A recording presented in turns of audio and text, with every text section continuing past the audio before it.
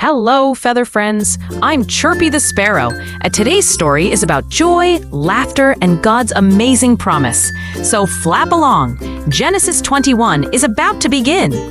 Look at that smile. God did it, just like He promised.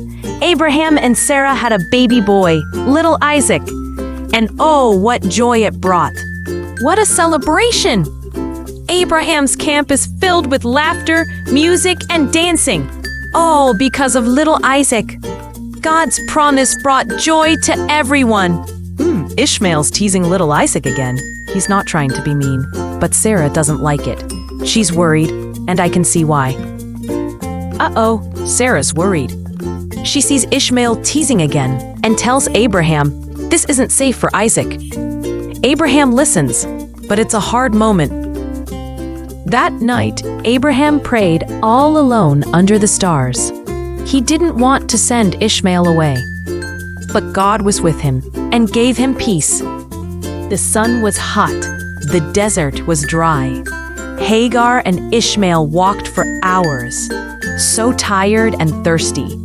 Their water was gone and hope was fading. Hagar cried. She thought it was the end. But look, an angel appeared. God heard Ishmael's cry and came to help. Wow, look at that! A well. God opened Hagar's eyes, and now Ishmael has water. God really does care. Always. Look at them now. Isaac is growing up with joy and love. And Ishmael? He's strong and brave too. God's promises are still unfolding. Dear God, please bless all the moms and dads watching. Give them wisdom and love. And bless every child too. Fill their hearts with joy and help them grow strong in you.